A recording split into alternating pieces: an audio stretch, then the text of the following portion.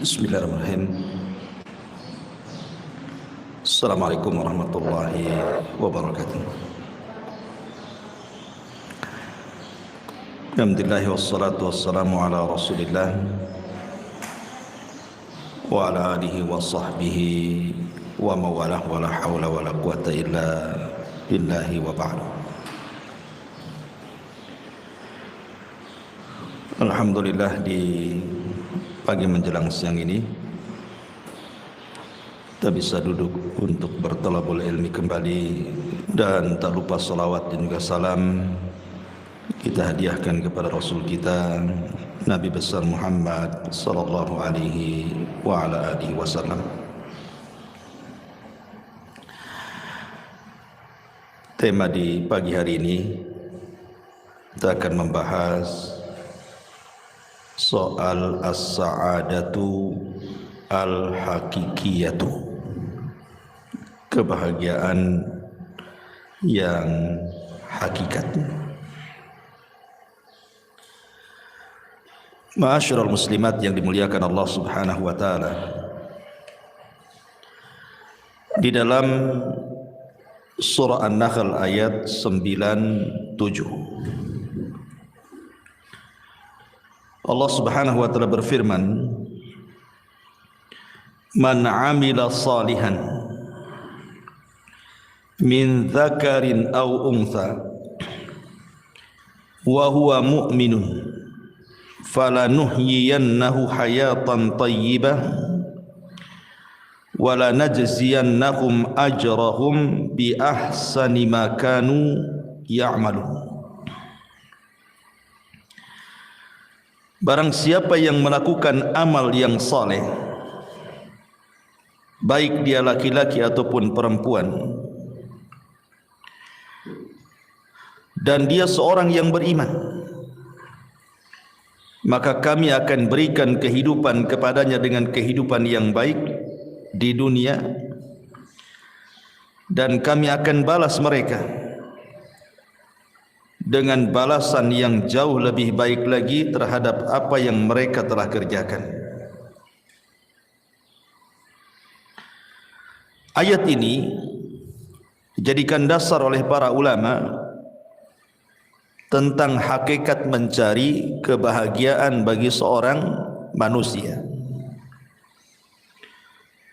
Bahwa Allah Subhanahu wa taala mengatakan, "Man 'amila salihan", barang siapa yang beramal saleh, baik dia laki-laki ataupun perempuan, dan dia beriman, maka kami akan berikan kehidupan yang baik, maksudnya kebahagiaan di dunia dan juga kebahagiaan di akhirat dengan dilipat gandakan balasannya.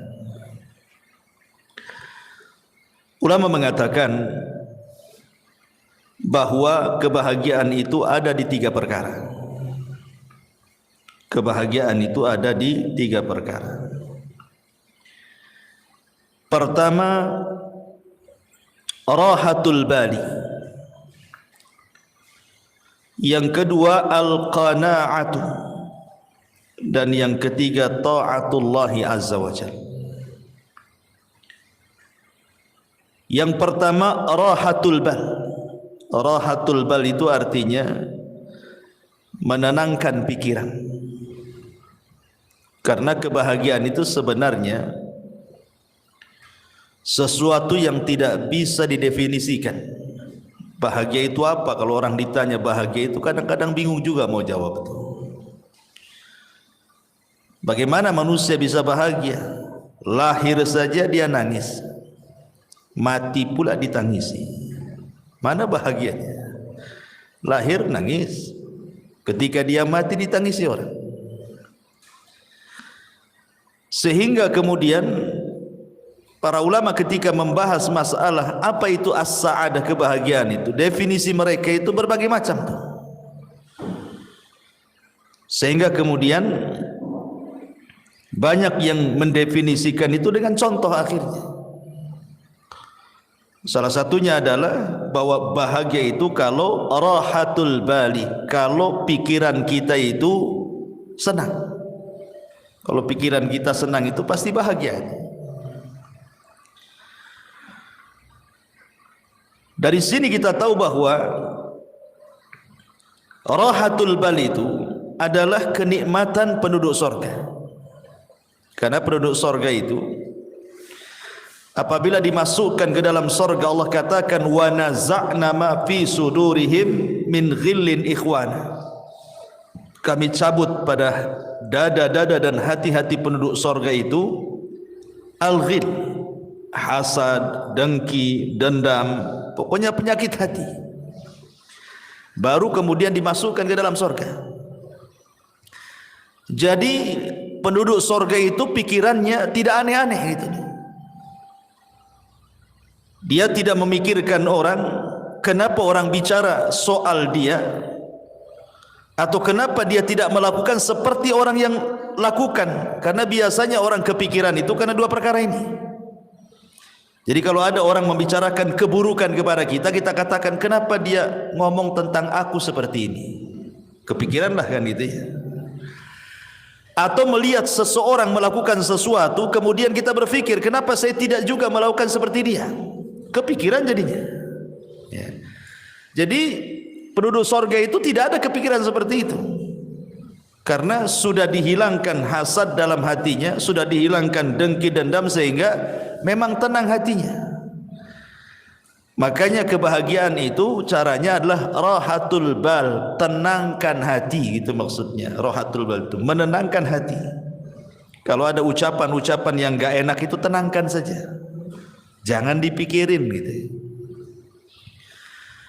Karena bukan hanya sekelas ibu ya, sekelas Aisyah Ummul Mukminin radhiyallahu anha, Aisyah Ummul Mukminin radhiyallahu anha, wanita yang paling cerdas, wanita yang paling dicintai Nabi sallallahu alaihi wasallam saja dibicarakan orang. Jadi suatu hari Aisyah Ummul Mukminin ini kebagian Qur'ah. Qur'ah itu maksudnya undian dari sekian istri si Nabi yang boleh ikut perang bersama Nabi. Karena kan tidak semua istri Nabi itu ikut perang, sehingga demi keadilan di Qur'ah diundi siapa yang berhak ikut dan siapa yang tidak berhak ikut. Aisyah radhiyallahu anha kebetulan ketika itu yang ikut perang bersama Nabi, menemani Nabi sallallahu alaihi wasallam safar dalam kondisi atau dalam keadaan berjihad. Menang, pulang. Lah ketika pulang itulah Aisyah radhiyallahu anha di malam hari ingin buang hajat. Karena Aisyah itu kan berada di rumah-rumahan unta. Zaman itu kan belum ada mobil ya. Wanita biasanya diletakkan di rumah-rumahan, yang rumah-rumahan itu diletakkan di punuk unta. Jadi Aisyah radhiyallahu anha ketika itu minta izin kepada pasukan untuk buang hajat tengah malam. Berangkatlah Aisyah radhiyallahu anha ke padang pasir menjauh dari pasukan. Entah karena lamanya dia buang hajat, sehingga dikiranya oleh pasukan itu Aisyah sudah pulang dan sudah kembali ke rumah-rumah di atas unta itu. Berangkatlah pasukan ini. Ketika sudah berangkat, Aisyah selesai buang hajat, rupanya ketinggalan, nggak ada orang. Tapi Aisyah ini cerdas, dia tidak mungkin menyusul pasukan, karena kalau menyusul bahaya. Mendingan dia nunggu saja di situ. Boleh jadi nanti kalau orang-orang itu tahu bahwa dia belum ada di rumah-rumahan unta itu, pasti balik lagi. Jadi Aisyah hanya menunggu saja. Lah saat menunggu itulah rupanya ada seorang sahabat namanya Safwan ibn Mu'attil ketinggalan pasukan.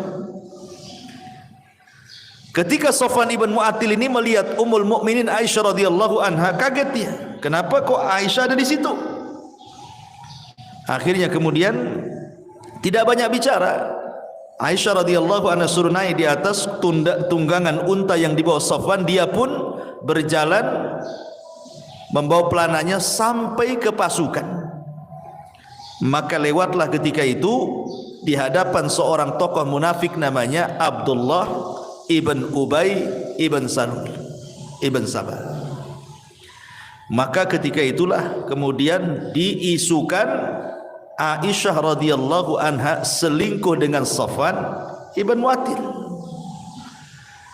Dan dalam sekejap saja berita itu menyebar di kota Madinah bahwa Aisyah berzina dengan Safwan, Aisyah berzina dengan Safwan.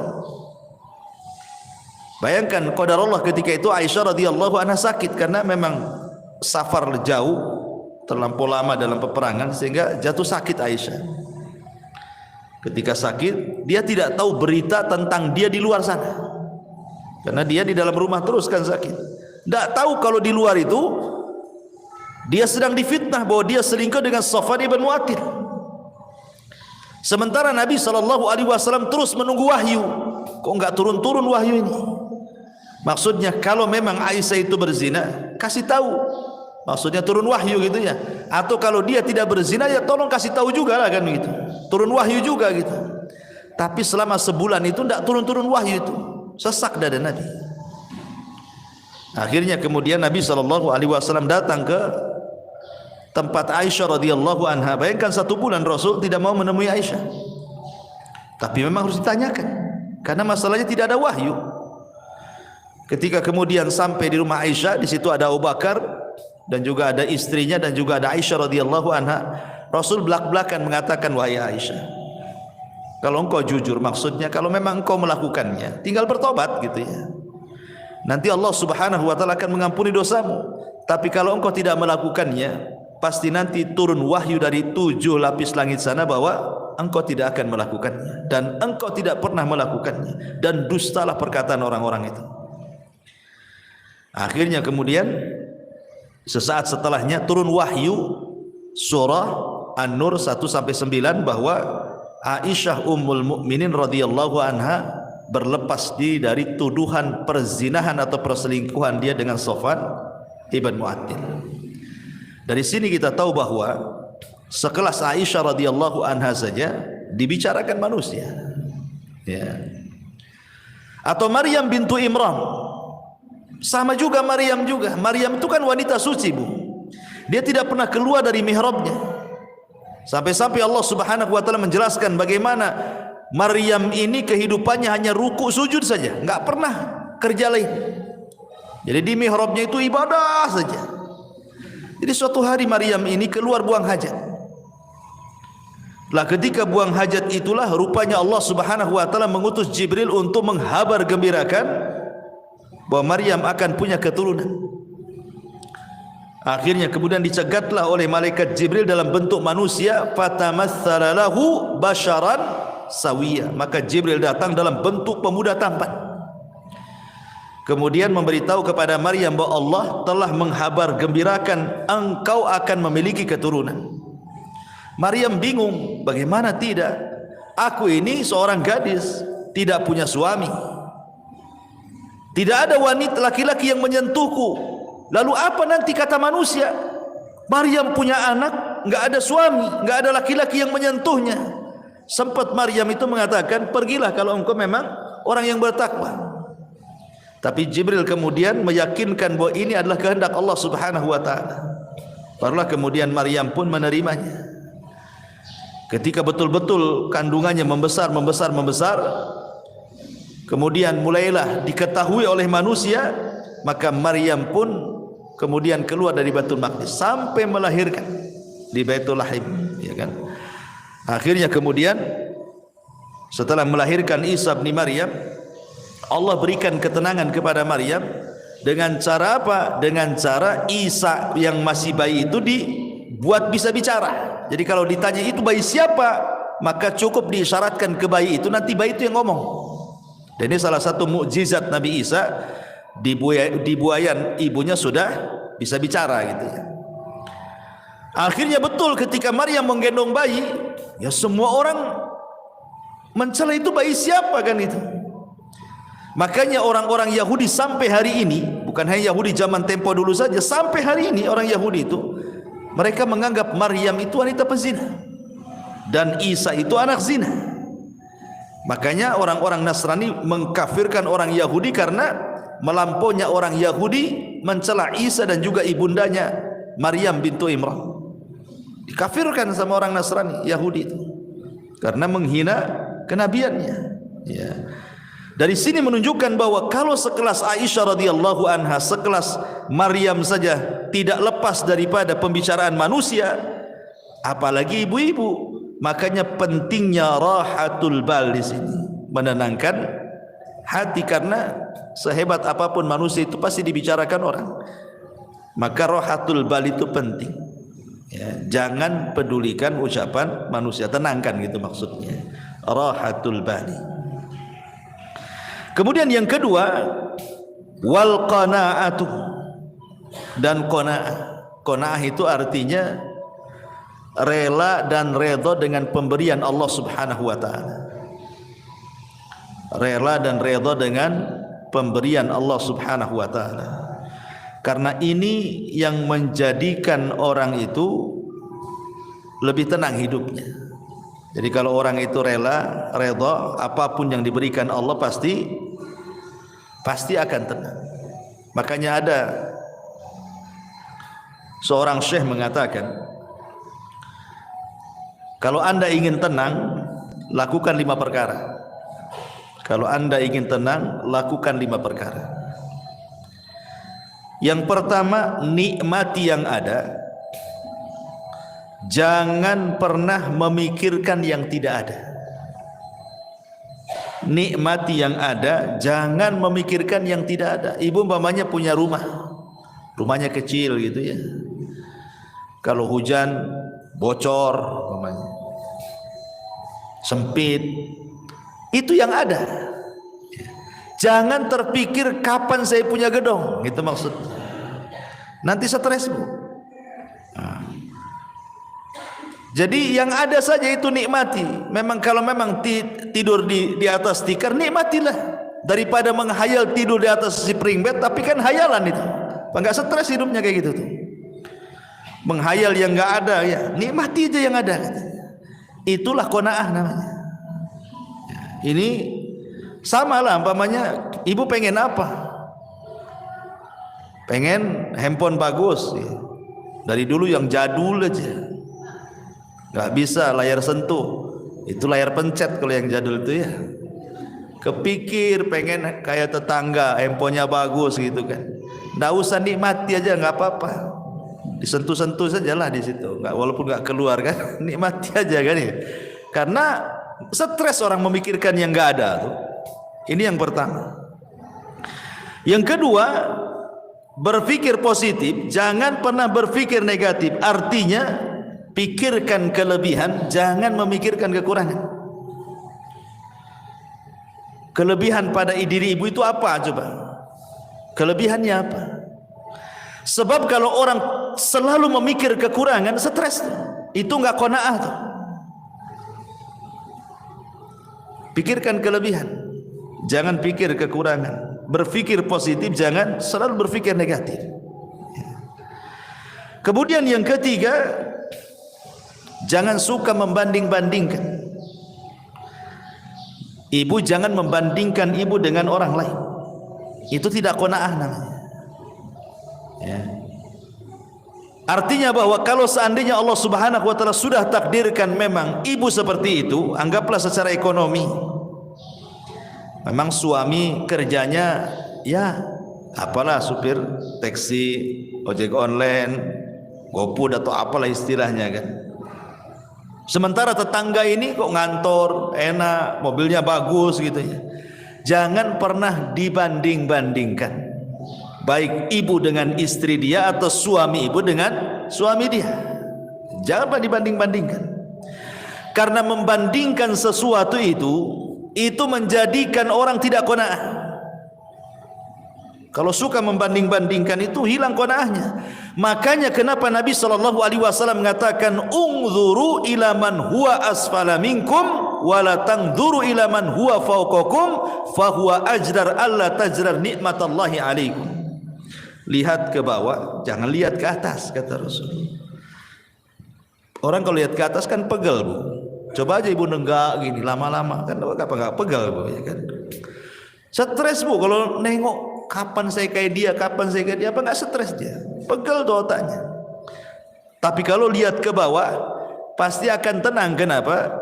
Karena Rasul mengatakan fahuwa ajdar alla tajdar nikmatallahi alaikum. Karena orang kalau suka lihat ke bawah itu akan lebih mudah bersyukur. Oh, aku ini masih lebih baik dibandingkan si anu gitu ya. Alhamdulillah gitu. Tapi sekali lagi catatannya, ini kalau bicara soal urusan dunia. Ya, kaedah melihat ke bawah, jangan melihat ke atas ini dalam bab urusan dunia. Jangan masuk dalam urusan agama. Sebab kalau urusan agama kaedahnya terbalik. Lihat ke atas, jangan lihat ke bawah. Ya. Pamannya tetangga sholat 5 waktu. Jangan ibu melihat kepada sholat yang 1 waktu. Anda apa-apalah saya sholat 2 waktu, ini si anu 1 waktu aja. Bukan begitu kan. Tapi lihat ke yang 5 waktu, kapan seperti dia gitu maksud. Ada tetangga kawan hafal juz 30 gitu. Sebelahnya pula pamannya cuma 3 kul saja. Ibu masih mending dengan wadduha. Alhamdulillah saya masih hafal wadduha, tambah 3 kul masih lebih baik daripada dia. Maksudnya jangan melihat ke bawah, tapi lihat kapan saya bisa kayak dia, hafal juga juz 30 gitu maksudnya. Itu kalau soal urusan agama ya. Jangan melihat ke bawah, lihat ke atas. Tapi kalau urusan dunia, jangan pernah menatap ke atas. Capek, ya, stres nantinya. Hilang qanaahnya. Itu hilang qanaah itu karena suka melihat ke atas, tidak melihat ke bawah. Kemudian yang keempat, kata para ulama, sibukkan dengan perkara-perkara masa depan. Jangan memikirkan sesuatu yang sudah berlalu. Makanya sering saya katakan, banyak orang itu kadang-kadang belum move on-nya, istilahnya. Mungkin dulunya pernah kaya, kemudian miskin, terpikirlah dulu. Mungkin dulunya mantan manajer, sudah tidak manajer lagi, terpikir pula masih jadi manajer. Mungkin dulunya dia polisi, kemudian purnawirawan, masih terpikir dia seolah-olah dia polisi, padahal sudah pensiun. Orang kalau memikirkan terus masa lalu, tidak pernah menatap masa depan, Bu, nggak akan pernah orang ini bahagia. Karena dia belum bisa menerima keadaan, itu masalahnya kan. Makanya saya kadang-kadang heran, mungkin dulunya mantan militer gitu ya, TNI, Polri atau apa, udah nggak pensiun lagi, sudah nggak berjabat lagi, dia pensiun. Kadang-kadang turun di masyarakat itu seolah-olah dia masih TNI itu, nunjuk-nunjuk orang, seolah dia polisi, padahal udah nggak polisi lagi. Kan berarti kan belum bisa menghilangkan kenyataan kalau dia itu sudah bukan polisi lagi, bukan manajer lagi, bukan menteri lagi, bukan itu yang kadang-kadang tidak bisa dilupakan. Makanya kenapa Nabi SAW sampai mengajarkan doa kepada Abu Umamah itu apa? Allahumma inni a'udzubika minal hammi wal hazan. Ya Allah, aku berlindung kepadamu dari alham, kebingungan dan kesedihan. Bingung masa depan, sedih masa lalu, gitu maksudnya.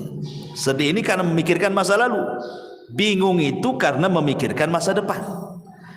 Karena manusia itu kan tidak lepas daripada bingung, stres, sedih. Ya sedih memikirkan masa lalu, stres sekarang ini memikirkan masa sekarang, bingung apa yang harus dilakukan besok, gitu kan. Itulah manusia di antara 3 perkara ini. Makanya supaya kita qanaah, jangan memikirkan sesuatu yang sudah berlalu, tatap masa depan supaya lebih qanaah.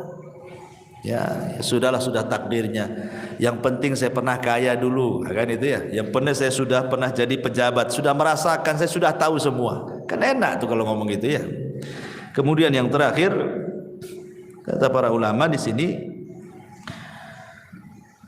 sibukkan memikirkan diri sendiri, jangan pernah sibuk memikirkan orang lain.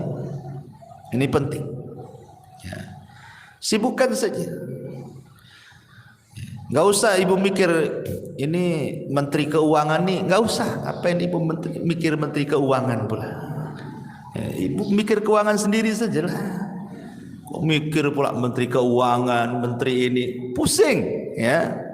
Makanya itu kalau banyak nonton YouTube berita ini kan, akhirnya pusing tuh. Sudahlah, mikir diri sendiri saja, nggak usah mikir-mikir menteri ini menteri itu, itu korupsi, stres, Bu. Ya, mikir sendiri, diri sendiri itu bagaimana supaya lebih berkembang lagi, lebih manfaat lagi. Nggak usah mikir-mikir orang. Karena ini kalau orang terus mikir terus orang, ganggu urusan orang, sementara dia lupa bahwa dirinya juga banyak kekurangan gitu ya, itu tidak qanaah orang itu. Makanya ini penting ya. Ini yang kedua, kalau ingin bahagia terapkan yang kedua, al-qanaah. Ya, pertama rohatul bal, tenangkan hati. Yang kedua qanaah, redha dengan pemberian Allah Subhanahu wa taala. Kemudian yang ketiga juga taatullahi azza wajalla. Berusaha untuk mentaati Allah Subhanahu wa taala. Orang yang paling bahagia itu, Bu, adalah orang yang paling dekat dengan Allah. Saya contohkan. Ketika Nabi SAW berada di puncak kesedihan, Rasul itu pernah mengalami puncak-puncaknya kesedihan yang disebut dengan amul hazni. Jadi tahunnya saja sampai disebut tahun kesedihan. Saking sedihnya sekali Nabi itu sampai tahunnya disebut amul hazni. Bayangkan, di tahun yang sama Abu Thalib meninggal dunia. Kemudian setelah Abu Thalib meninggal dunia, disusul istri tercintanya Khadijah bintu Khuwailid. Kemudian belum selesai Khadijah meninggal, datang pula 8 kabilah Quraisy mengancam Nabi. Kalau sampai melakukan dakwah, melanjutkan dakwanya akan dibunuh. Akhirnya Nabi SAW ke Taif. Sampai di Taif dilempari batu lagi. Itu memang momen-momen tersedih bagi Nabi SAW. Tapi Nabi SAW berusaha untuk berdoa kepada Allah dan mengatakan, illam takun alayya sakhatun fala ubali. Kalau ini bukan dalam bentuk azabmu kepadaku ya Rabb, aku tidak peduli. Maka Allah Subhanahu wa taala ingin membuat Nabi SAW melupakan segalanya. Bagaimana kesedihan kepada pamannya Abu Thalib, istri tercintanya Khadijah, ancaman orang-orang Quraisy, sempitnya dakwah, Allah ingin hilangkan dan jadikan kebahagiaan. Apa yang dilakukan Allah? Allah buat Nabi SAW naik ke langit. Kemana? Ke Sidratil Muntaha. Untuk apa? Untuk melupakan segalanya. Artinya Nabi ingin didekatkan kepada Allah. Ya kan, semakin tinggi kan semakin dekat, karena Allah kan berada di atas ketinggian. Ketika Nabi SAW dalam kondisi sulit sesulit apapun, Allah berikan secercah kebahagiaan dengan cara didekatkan dia kepadanya. Maka terjadilah peristiwa dalam sejarah yang disebut dengan Isra dan juga Mi'raj. Untuk apa? Membahagiakan Nabi supaya tidak sedih lagi. Didekatkan kepada Allah sampai di Sidratil Muntaha. Kemudian disyariatkan satu ibadah yang dengan ibadah itu membawa kebahagiaan. Salat. Salat itulah ibadah yang membawa kebahagiaan. Kenapa? Karena disyariatkan di langit salat itu. Di dekat Allah Subhanahu wa taala. Makanya dalam salat itu ada satu gerakan yang menunjukkan penghambaan diri seorang hamba kepada Allah. Apa itu? Sujud. Wajah ini, kalau ibu anggota badan ibu dari atas kepala sampai kaki, yang paling mulia itu wajah. Yang paling mulia. Makanya kalau ditampar wajah orang itu, maka akan berbekas sakit hatinya. Beda kalau dipukul paha, dipukul apa kan, nggak berbekas. Tapi kalau udah wajah diludahi, ditampar, itu kan sakit hati luar biasa. Kenapa? Karena memang dari semua anggota badan yang paling mulia itu adalah wajah. Ya. Sementara tanah itu ada sesuatu yang sangat hina kan gitu, karena diinjak manusia. Tanah yang bumi yang kita injak itu kan rendah karena diinjak kaki. Ketika ibu kemudian meletakkan sesuatu yang sangat mulia, diletakkan di sesuatu yang sangat rendah, itu menunjukkan apa? Penghambaan namanya. Ya kan? Wajah ini mulia, tanah ini hina karena diinjak kan. Jadi ibu meletakkan sesuatu yang mulia kepada sesuatu yang hina hanya untuk menghambakan diri kepada Allah. Makanya disitulah Allah Subhanahu wa taala akan hubungkan tali dia dengan hambanya saat sujud itulah. Makanya solat disebut solat karena silatun bainal abdi wa rabbih. Dia adalah penyambung tali antara hamba dengan Allah. Makanya kalau orang solat, maknanya dia sedang mendekatkan diri kepada dalam sujudnya. Ketika itulah kebahagiaan Allah turunkan. Dalam kondisi apapun Rasul itu kalau ada masalah yang tidak bisa keluar dari sebuah masalah, pasti Rasul akan solat. Rasul itu kalau ada masalah pasti solat. Sebagaimana Aisyah radhiyallahu anha mengatakan, kana an-nabiy sallallahu alaihi wasallam idza hajabahul amr fazia ila shalah. Rasul itu kalau datang perkara yang sangat menyulitkan bagi kehidupannya, bersegera dia solat. Karena dia tahu bahwa solatlah yang akan mengurai permasalahan. Sebagaimana yang pernah saya ceritakan kepada ibu-ibu kan, ada seseorang ibu itu yang minta fatwa kepada seorang syekh. Ya syekh, saya punya anak ini hidupnya nggak pernah bahagia dari kecil sampai dia dewasa. Ya. Setelah dia dewasa masuk ke pekerjaan, asik masalah saja pekerjaannya, keluar masuk pekerjaan. Kemudian soal perjodohan pun sama. Sampai sekarang pun dia tidak dapat jodohnya. Kemudian masalah kesehatan pun sama. Sekarang anak saya ini stroke. Ya. Sudah masalah ekonomi masalah, masalah jodoh masalah, masalah kesehatan pula masalah. Jadi kata ibunya itu seolah-olah anak saya itu dari kecil sampai sekarang nih tidak pernah tersentuh dengan kebahagiaan. Apakah anak saya tersihir wahai syekh? Itu pertanyaan ibu ini. Jangan-jangan anak saya tersihir wahai syekh. Bisa enggak kau meruqyah anak saya katanya. Tapi syekh ini mengatakan pertanyaan satu saja. Apakah anakmu sholat? Itu pertanyaan saya. Saya tidak mengatakan nanti saya ruqyah coba mungkin ada jinnya gitu. Tidak, yang ditanyakan pertama kali apakah putramu sholat? Maka ibunya mengatakan tidak ya syekh. Putraku tidak pernah sholat. Apakah dia seorang muslim? Ya, dia seorang muslim. Artinya kenapa dia nanya seorang muslim? Kalau orang kafir kan tidak perlu ditanya sholat kan itu ya. Apakah dia seorang muslim? Ya, dia seorang muslim. Kenapa dia tidak sholat? Wallahu a'lam. Maka syekh mengatakan jangan-jangan kesulitan hidup dia sejak kecil sampai dia terbaring stroke itu bukan karena apa-apa, karena dia tidak sholat. Itu jawaban. Jadi apa yang harus aku ruqyah katanya. Kemudian syekh membentangkan sedikit soal sholat. Dia jelaskan sama ibu ini, begini ya bu ya, sholat itu adalah penghubung kita dengan Allah. Jadi kalau kita sholat itu kita sedang menghubungkan tali kita dengan Allah Azza wa Jalla. Sekiranya tali yang kita hubungkan dengan Allah itu putus, maka putuslah hubungan kita dengan Allah. Ketika Allah tidak berhubungan lagi dengan kita, mungkinkah Allah membantu kita? Tidak mungkin ya. Maka solatlah, kata syekh ini, solatlah. Sebab kalau seandainya anda solat berarti anda sedang menghubungkan tali anda dengan Allah. Ketika terhubung tali itu dengan Allah, maka yakin Allah subhanahu wa ta'ala akan menolong anda. Kemudian syekh mengatakan, coba bayangkan kalau putramu ini bangun di pagi hari dan dia tidak solat subuh, berarti dia memulai dengan aktivitas hari itu dengan laknat Allah Azza wa Jalla karena melakukan dosa besar ya. Kemudian datang siang hari lagi dia tidak sholat duhur, berarti dia sudah dilaknat di siang hari. Kemudian datang sore hari lagi dia tidak sholat asar, berarti Allah sedang melaknat dia di sore hari. Kemudian datang di malam hari maghrib dia meninggalkan maghrib, berarti dia sedang dilaknat di waktu maghrib.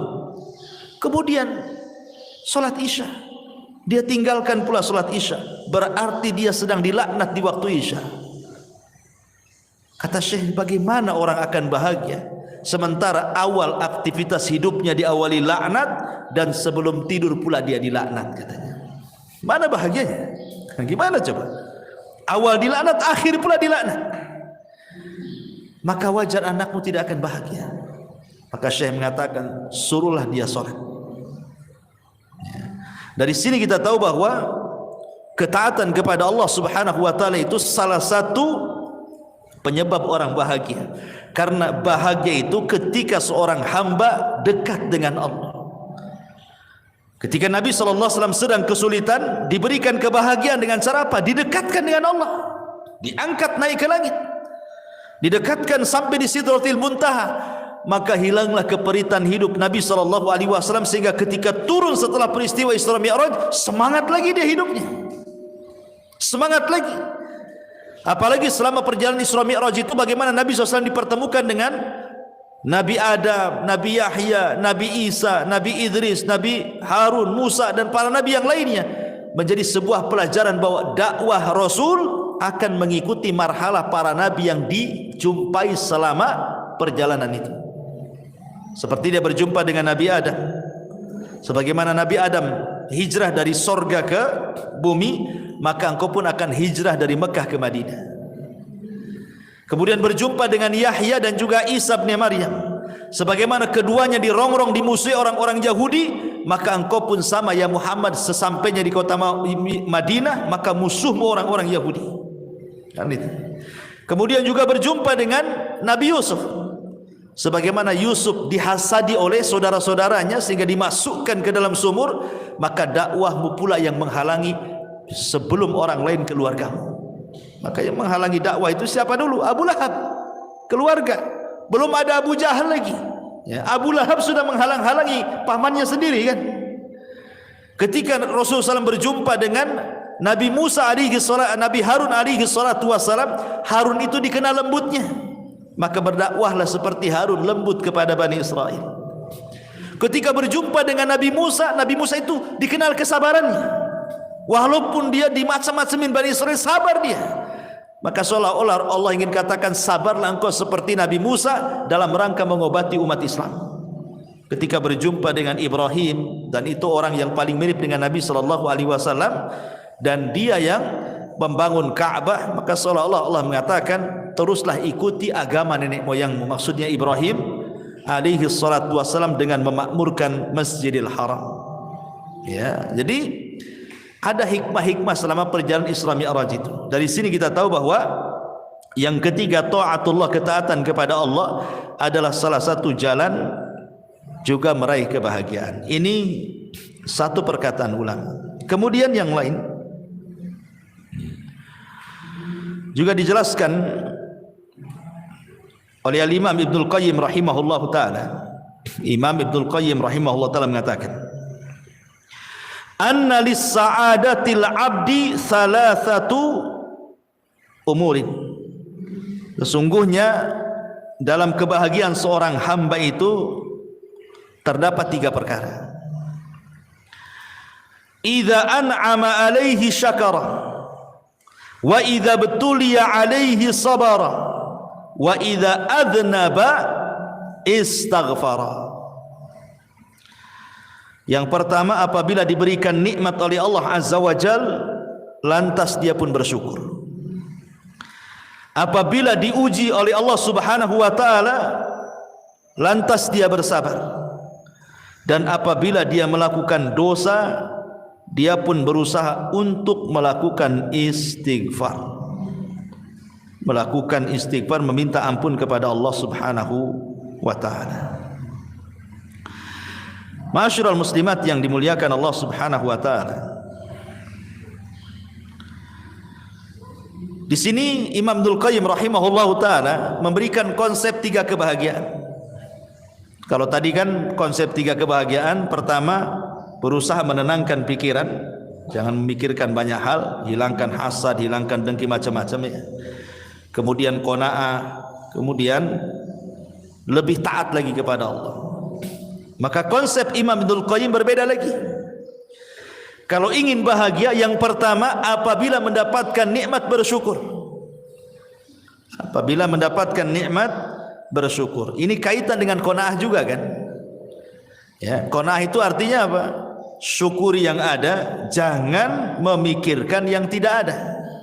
Nikmati yang ada, jangan menikmati yang tidak ada. Yang ada saja. Wa in ta'uddu nikmatallah la tuhsuha, kan itu. Kalau anda hendak menghitung nikmat Allah, tidak mungkin terhitung nikmat Allah itu. Banyak kok nikmat Allah itu. Kemudian yang kedua konsepnya, ini yang penting juga. Apabila ditimpa musibah, dia bersabar. Ini yang paling penting dalam konsep kebahagiaan. Karena biasanya ketika musibah itu terlalu berat, yang datang hanyalah keperitan dan kesedihan.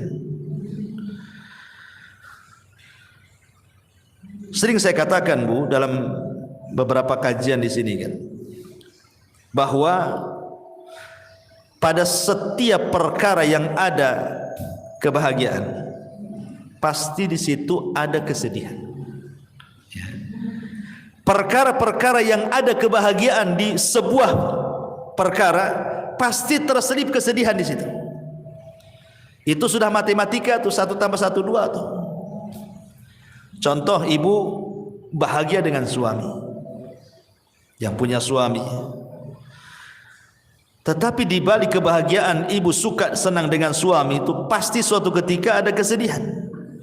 Tatkala ibu bermasalah dengan suami, ya, atau uang bulanan kurang, sedih. Padahal ada duit dia, kok nggak dikasih saya, katanya.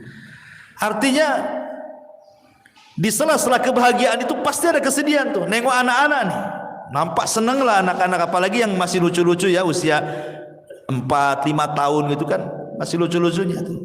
Seneng kita nengok anak-anak tuh. Tapi ketika anak itu sakit arah gitu kan, sedihlah kita di situ. Jadi mana-mana tempat ada kebahagiaan, pasti terselip kesedihan di situ. Pasti, ya. Atau ketika ibu melihat harta, ibu punya mobil, punya rumah, punya uang gitu kan, kan senang itu. Karena itu juga salah satu penyumbang kebahagiaan kan gitu. Siapa bilang mobil itu tidak menyumbang kebahagiaan? Masih enak naik mobil daripada jalan kaki kan, Bu. Capek jalan kaki, apalagi jauh, sedih kali itu. Tetapi kan bukan segala-galanya. Tapi di balik harta yang merupakan penyumbang kesenangan bagi kita itu juga ada kesedihan. Kesedihan, takut kalau seandainya harta itu hilang, takut kalau seandainya motornya hilang gitu ya. Ini cicilan udah hampir berapa bulan lagi mau lunas gitu kan. Stres dia. Senang tuh udah bisa beli motor ya dengan cicilan sekian. Biasanya orang-orang kan gitu, paling 3 bulan lagi lunas lah. Tapi masalahnya untuk melunasi itu tak ada duit, sedih dia. Satu sisi senang dia punya kendaraan, sisi lain sedih pula dia tidak bisa melunasi. Pokoknya apapun yang terselip kebahagiaan, pasti di situ ada kesedihan. Apapun itu sudah memang ketentuan, ada bahagia, ada sedih, ada musibah, ada nikmat. Tetapi kata para ulama mengatakan, walaupun demikian, ya, seseorang itu harus memahami bahwa setiap kebahagiaan ada kesedihan, nanti Allah akan balik lagi. Setiap kesedihan itu pasti ada kebahagiaan. Kenapa demikian? Karena Allah Subhanahu wa taala mengatakan di 2 ayat pertama, wa tilkal ayyam nudawiluha bainan nas. Yang namanya hari itu diputar, Bu. Tidak mungkin Allah menciptakan dalam satu kondisi, tidak mungkin juga Allah menciptakan dalam kondisi yang lain. Begitu terus, tidak mungkin, mustahil. Nggak mungkin orang itu dibuat tertawa terus, apa nggak dianggap gila tuh kalau ketawa terus kan? Nggak mungkin juga orang dibuat menangis terus. Kadang orang itu dibuat Allah ketawa, kadang Allah buat dia menangis. Kadang Allah buat dia bahagia, kadang buat Allah susah. Begitulah kehidupan manusia. Tetapi walaupun demikian, karena Allah itu Rahim, Allah mengatakan inna ma'al usri yusran, inna ma'al usri yusra. Terkadang satu kesulitan itu Allah bukakan banyak kemudahan, ya. Karena Allah mengatakan al usri dengan alif lam, sementara yusran itu dengan nakirah. Maknanya bahwa al usri yang pertama adalah usri yang kedua, tapi yusron yang pertama bukan yusron yang kedua. Kan 2 kali diulang dalam Quran itu kan, inna ma'al usri yusron, inna ma'al usri yusron. Dan ayatnya 2 kali diulang tuh. Artinya al usri yang pertama, usri yang kedua, tapi yusron yang pertama bukan yusron yang kedua. Gitu maknanya. Ketika al usri yang pertama adalah usri yang kedua, yusron yang pertama bukan yusron yang kedua, maknanya satu kesulitan bisa mendatangkan banyak-banyak kemudahan gitu maksudnya. Bukan satu kesulitan datang satu kemudahan, tidak. Satu kesulitan bisa saja 2, 3, 4, 5, 10 kemudahan. Karena rahimnya Allah Azza wa Jalla. Dari sini ada kaedah, Bu. Belum tentu ketika Allah menutup satu pintu, kemudian pintu-pintu yang lain Allah tutup. Bahkan terbalik. Terkadang satu pintu Allah tutup, pintu banyak Allah buka. Makanya ada sebuah kaedah yang disebutkan para ulama, man taraka syai'an lillahi awwadallahu khairan minhu. Barang siapa yang meninggalkan sesuatu karena Allah, boleh jadi Allah akan berikan sesuatu yang jauh lebih baik dibandingkan yang ia tinggalkan. Contoh umpamanya orang dipecat dari perusahaan. Sedih dipecat dari perusahaan kan? Kalau dia kurang qanaah, kalau dia kurang tawakal, boleh jadi dia suudzon. Ya. Mungkin Tuhan PT dengan Tuhan di luar PT mungkin berbeda gitu. Ya. Dia pikir Tuhan ada di PT saja, di luar PT tak ada Tuhan. Sehingga akhirnya kayak kiamat tuh. Dikeluarkan di PHK itu kayak kiamat. Nanti makan apa, nanti ini itu kan gitu ya. Itu kalau kurang tawakal tuh. Tapi kalau dia kemudian berpikir lagi bahwa boleh jadi ini adalah keputusan Allah terbaik. Mungkin Allah sengaja buat aku keluar dari PT untuk ada pekerjaan yang jauh lebih baik lagi dibandingkan pekerjaan ini. Gitu maksudnya. Sengaja kita dikeluarkan supaya mengambil sesuatu yang lebih baik lagi. Sebab kalau kita tidak keluar dari sini, belum tentu kita dapat jalan lagi. Kalau kita berpikirnya positif seperti ini, bahagia orang hidup tuh. Tapi kalau nggak berpikir ke sini, pikirnya aduh nanti kalau keluar dari PT macam mana saya? Macam mana terus? Ya tidak mungkin dia akan bahagia. Yang ada stres makin gila dia. Nah, makanya di sini juga penting bahwa dua ayat itu juga sebagai pelipur lara bahwa Allah tidak mungkin menciptakan kita dalam satu kondisi, dan ingat setiap kesulitan itu akan banyak kemudahan. Ma'asyiral muslimat yang dimuliakan Allah Subhanahu wa taala. Dan itu kita bisa lihat di kisah-kisah orang-orang soleh gitu ya. Seperti tadi kisahnya atau kisah Nabi Ayub alaihi salatu wassalam yang mudah lah yang sering saya ceritakan kan. Bagaimana Nabi Ayub itu diberikan oleh Allah Azza wa Jalla ujian yang tidak pernah orang diuji sehebat Ayub. Tidak ada ceritanya. Baik sebelum atau sesudahnya. Manusia yang diuji seberat Nabi Ayub. Makanya orang-orang Arab itu kalau ada orang sakit, mereka mengatakan apa? Sabar, seperti sabarnya Ayub katanya. Itu orang Arab ngomong gitu tuh. Padahal tidak mungkin kan orang sesabar Ayub kan? Hanya untuk supaya membesarkan hatinya saja. Mustahil. Nggak ada orang sesabar Ayub apalagi di zaman sekarang. Ya.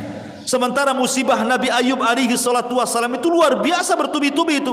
Mulai daripada kehilangan harta, kemudian disusul kehilangan anak, kemudian disusul dengan banyaknya penyakit, kemudian disusul tidak ada orang yang mendekati, dibicarakan manusia. Sumpah, coba bayangkan. Ibu ini enggak kehilangan harta. Ya, harta masih ada, rumah masih ada. Ibu sehat, enggak ada penyakit. Ya, apalagi anak-anak ada, cuman ibu ini dibicarakan orang saja. Itu sudah sedihnya itu bukan kepalang tuh. Pikirannya, padahal hanya dibicarakan orang saja. Ini Ayub ini sudah dibicarakan orang, ditinggalkan orang, hartanya diludeskan, anaknya dimatikan, penyakitnya diparahkan. Makanya tidak ada ujian seberat Ayub. Tetapi walaupun demikian Ayub itu sabar. Sabar, tidak pernah mengeluh sedikit pun. Yang tidak sabar justru istrinya. Ya, istrinya yang tidak sabar. Dia ngomong sama Nabi Ayub alaihi salatu wassalam, mungkin bahasa saya ini, bang, berdoalah kepada Allah gitu. Kok ini sudah lama sakit? Ya, sudah lama sakit. Kau seorang Nabi, saya yakin kalau engkau berdoa kepada Allah, pasti Allah akan kabulkan doamu. Jadi istri mendorong supaya Ayub berdoa kepada Allah untuk dibalikan nikmatnya. Tapi subhanallah, lihat bagaimana Ayub ini mengajarkan kepada kita syukur ya. Dia mengatakan kepada istrinya, coba pikirkan berapa lama Allah berikan nikmat kepada kita. Berapa lama? Kata istrinya 70 tahun. Kata Ayub, 70 tahun kita di atas kenikmatan. Sekarang Allah baru uji saya 18 tahun. Kalau saya harus meminta kepada Allah, ini belum seimbang. Ya. Harusnya kalau seimbang, ya nunggulah nanti setelah penyakitku 70 tahun lagi, baru aku meminta kesembuhan, gitu maksudnya Ayub itu. Ini kita di atas nikmat 70 tahun, diuji 18 tahun, masa kita sudah harus meminta kepada Allah, katanya. Ayub tidak mau. Ya.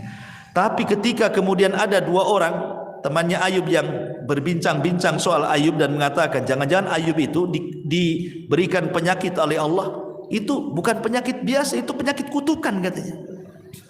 Kata kawannya, kok bisa kau bilang penyakit kutukan? Iyalah, kalau bukan kutukan apa namanya? Masa satu cuil penyakit pun tidak ada tanda-tanda kesembuhan, katanya. Kalau bukan kutukan apa namanya? Kedengaranlah kalimat ini ke telinga Ayub.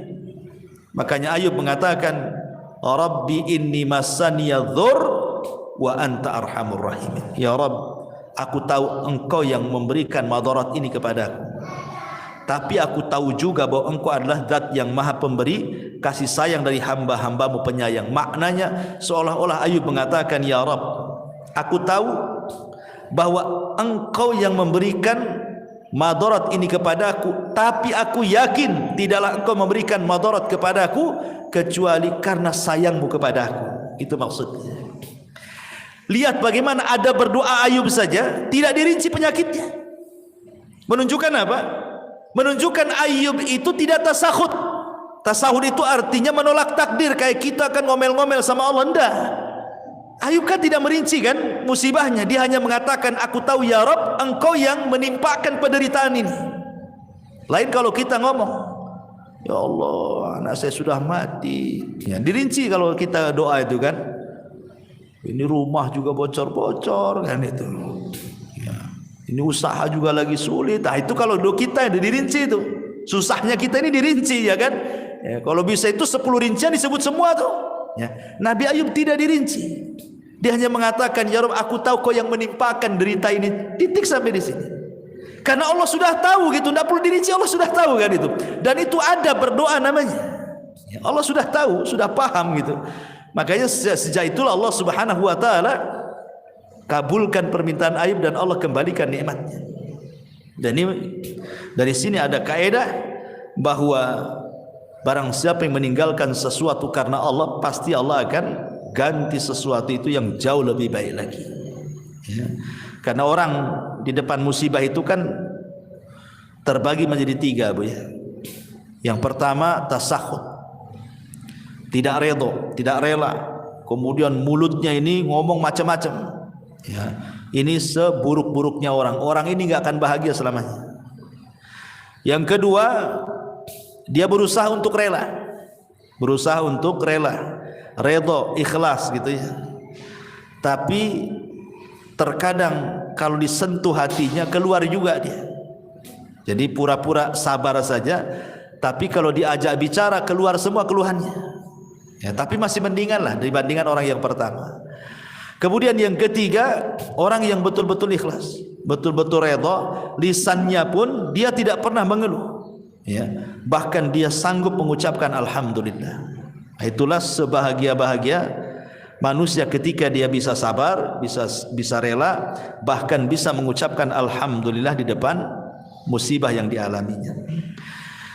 Kemudian ini diantara perkataan Ibnul Qayyim. Kemudian yang ketiga, wa idza adnaba istaghfara, dan apabila berdosa dia segera melakukan istighfar. Ma'asyiral muslimat yang dimuliakan Allah Subhanahu wa taala, inilah diantara konsep Imam Ibnul Qayyim ketika bicara soal kebahagiaan. Kemudian yang ketiga, konsepnya Sufyan Ats-Tsauri. Sufyan Ats-Tsauri rahimahullahu taala. Dia mengatakan bahwa ma baqili min na'imid dunya illa thalathin. Kata Sufyan Ats-Tsauri, aku tidak pernah merasakan nikmatnya dunia, maksudnya kebahagiaan dunia ini, kecuali karena 3 perkara. Kecuali karena 3 perkara. Akhun thiqatun fillahi aqtasibu min suhbatihi khairan in ra'ani za'ighan qawwamani au mustaqiman ragabani wa rizqun wasi'un halalun laysat lillahi alayya fihi tabi'atun wa la li makhluqin alayya fihi minnatun wa salatun fi jama'atin aqfi sahwaha wa arzaq ajruha. Kata Sufyan Ats-Tsauri rahimahullah, yang pertama akhun thiqah. Kebahagiaan itu kalau memiliki kawan yang bisa dipercaya, di mana aku mengambil manfaat dari perkawanan itu. Kalau kawanku melihat aku menyimpang, dia berusaha meluruskanku. Kalau kawanku melihat aku istiqomah, berusaha memberikan dorongan, ya, kabar gembira sehingga makin istiqomah. Kemudian yang kedua, warizkun wasiun, rizki yang luas, yang halal. Rizki yang luas, yang halal, di mana dengan itulah aku tidak menjadikan aku menjadi peminta-minta kepada manusia. Aku kaya gitu, enggak harus meminta-minta kepada manusia. Dan yang ketiga, solat jamaah. Yang ketiga, solat berjamaah. Dengan itulah aku bisa merasakan kebahagiaan.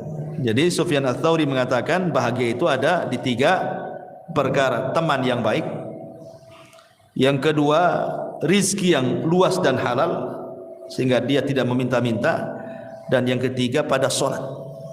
Ya, sebagaimana Rasul mengatakan kepada Bilal, ya Bilal, hayya nastari bis salat. Wahai Bilal, mari beristirahat, bersenang-senang dengan solat. Jadi beliau mengatakan seperti itu karena Sufyan Ats-Tsauri ini orang yang paling zuhud, orangnya kaya tapi zuhud. Jadi suatu ketika Sufyan Ats-Tsauri ini ditanya oleh muridnya, ya Imam, engkau ini selalu memberikan fatwa zuhud, tapi kok kaya? Katanya. Jadi pikiran orang yang bertanya itu, kalau bisa orang zuhud itu ya miskin gitu maksudnya ya. Jadi orang zuhud itu menurut dia harus miskin, compang-camping, makannya nasi kerak gitu ya. Ya pokoknya susah lah orang zuhud. Dikiranya seperti itu makna zuhud. Jadi orang ini mengatakan, ya Sufyan, engkau ini selalu menasihati zuhud, tapi kau juga kaya gitu ya. Lihat jawaban Sufyan Ats-Tsauri. Dia mengatakan zuhud itu bukan itu. Zuhud itu kau letakkan hartamu di tanganmu. Maksudnya jangan kau letakkan hartamu di hatimu. Sebagaimana diriku, aku meletakkan hartaku di tanganku dan aku tidak meletakkan hartaku di hatiku.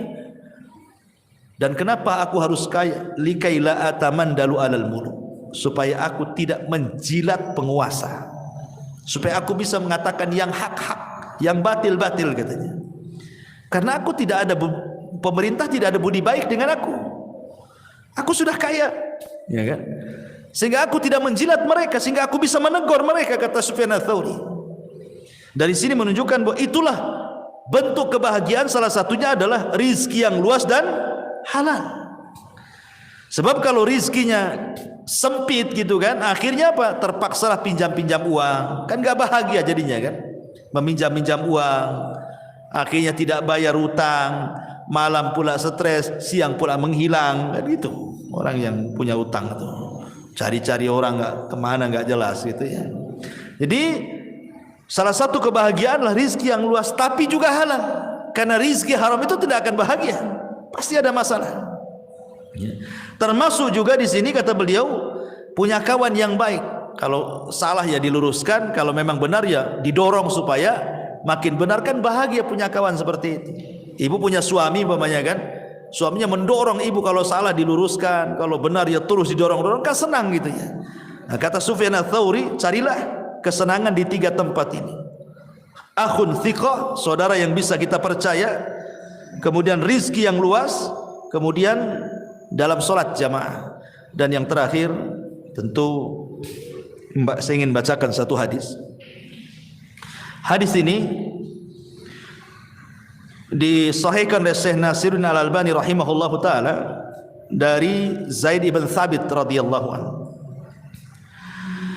Rasul mengatakan, man kanatid dunya hammahu farraqallahu alaihi amrahu wa ja'ala faqrahu baina 'ainaihi wa lam ya'tihi minad dunya illa ma kutiba lahu wa man kanat al-akhiratu niyyatahu jama'a Allahu lahu amrahu wa ja'ala ghinahu fi qalbihi wa atathu ad-dunya wa hiya raghibah.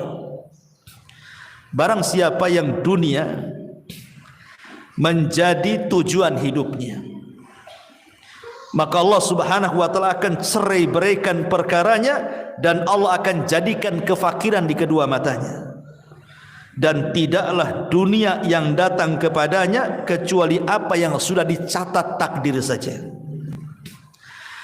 Tetapi barang siapa yang akhirat adalah niat hidupnya, maka Allah Subhanahu wa taala akan kumpulkan perkaranya dan Allah akan jadikan kekayaan dalam hatinya dan Allah akan datangkan dunia kepadanya sementara dia menolaknya. Ma'asyiral muslimat yang dimuliakan Allah Azza wa Jalla, hadis ini adalah hadis yang sangat mulia sekali. Satu dasar mencapai kebahagiaan dunia dan akhirat. Pertama, penggalan yang pertama, Rasul mengatakan barang siapa yang dunia itu menjadi tujuan hidupnya, maka Allah pasti akan mencerai-beraikan urusannya dan Allah akan jadikan kefakiran di kedua matanya. Kemarin kita sudah jelaskan, Bu, ada orang kaya diazab dengan kekayaannya, bahkan seolah-olah lebih miskin dibandingkan orang-orang yang sudah jelas miskin. Ada orang miskin, Bu, mungkin dia tukang bangunan, ya, kadang helper, ya, mungkin yang paling rendah dalam tukang bangunan itu helper itu. Ya. Kadang ada borongan, kadang tidak, gitu. Kadang ada proyek, kadang tidak. Tapi dia bisa hidup dengan keluarganya. Dia bangun tidur, kemudian jam 8 dia sudah kerja, jam 5 pulang. Kemudian dia bisa senang dengan anak istrinya coba. Nanti besok gitu lagi. Ya. Tapi ada orang-orang kaya, Bu, itu seolah-olah 24 jam hidupnya itu dengan duit saja. Nggak ada untuk keluarga tuh. Ada orang kayak gitu kan? Karena orang kaya itu umpamanya, oh ini ada meeting ke Medan nih, seminggu di Medan. Sementara tukang bangunan ini di rumah, terus dia sama keluarganya. Dari pagi bisa dia tengok istrinya. Ini nanti sebulan kemana? Sebulan kemana? Kapan sama keluarganya dia? Itu kan orang ini diazab dengan kekayaan namanya itu. Kok kekayaannya yang mengadab? Harusnya orang yang kaya itu lebih banyak hidup dengan keluarga dibandingkan orang miskin. Ini tidak gitu. Kenapa orang yang miskin itu lebih senang hidup dengan anak istrinya, lebih banyak waktunya? Orang kaya ini pula sedikit waktunya. Berarti dia diazab dengan kekayaannya. Orang miskin aja nggak kayak gitu cari uangnya kok. Kalau sudah cukup untuk makan selesai. Ini tidak cukup-cukup. Maknanya dia itu miskin, tidak kaya sebenarnya. Karena tidak cukup. Ya. Makanya di sini Rasulullah mengatakan, "Man kanatid dunya hamma." Siapa yang dunia tujuannya itu, farraqallahu alaihi amrah, pasti Allah cerai-beraikan urusannya. Kalau dia tidur, Bu, apa maksudnya Allah cerai-beraikan itu? Hatinya dicabang-cabangkan. Ya, maksudnya farraqallahu alaihi amrah itu hatinya dicabang-cabangkan, tidak bisa tidur, Bu. Nanti satu sisi otaknya mikir ini, sisi lain mikir ini, sisi lain, pokoknya tidur itu menghayal aja dia. Gimana mau tenang coba? Tidur aja tidak bisa. Karena mikir ini, mikir itu, banyak mikir. Akhirnya ketika dia banyak mikir itulah wa ja'ala faqrahu baina 'ainaihi, maka hidupnya tidak akan tenang sehingga Allah jadikan kefakiran di kedua matanya. Mana dapat kesenangan orang kayak gini kan? Hidupnya nih mikir banyak gitu ya. Tetapi sebaliknya, walam ya'tihi minad dunya illa ma kutiba lahu, padahal dunia sendiri kalau dicari tidak lebih daripada yang ditakdirkan saja.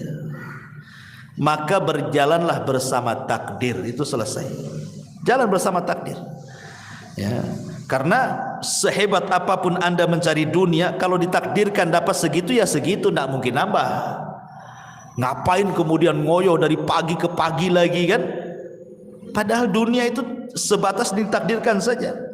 Wa man kanatil akhiratu niyatahu, barang siapa yang akhirat niatnya, jama'allahu amrahu wa ja'ala ghinahu fi qalbihi wa atathu dunya wa hiya raghimah. Tapi kalau niat hidupnya hanya untuk akhirat, maka Allah akan kumpulkan urusannya. Maksudnya hatinya tidak akan bercerai-berai, itu tidak banyak dipikirkan, ya. Dan Allah jadikan hatinya, kekayaan dalam hatinya, dan dunia akan didatangkan sementara dia menolaknya. Ini di antara kebahagiaan yang dimaksud adalah kebahagiaan hati, ya. Karena di sini Allah Rasul mengatakan wa ja'ala ghinahu fi qalbihi. Jadi kalau ditanya bahagia itu ada di mana? Ya, bahagia itu ya ada di hati. Ya.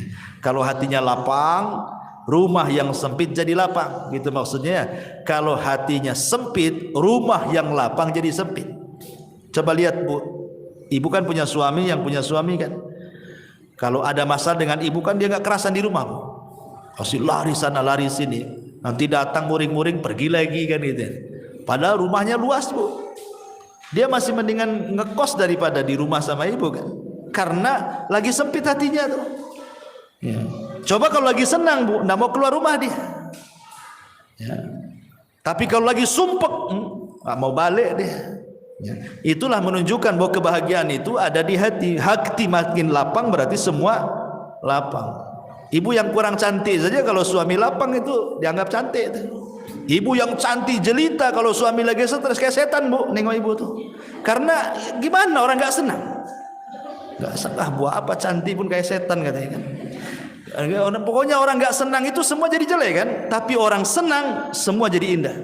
Karena memang itulah yang dimaksud di sini, wa ja'ala ghinahu fi qalbi. Allah jadikan kekayaan dalam hatinya. Wallahu a'lam bishawab. Ini yang bisa sampaikan. Tapi sebelum saya tutup, kalau ada yang bertanya silakan.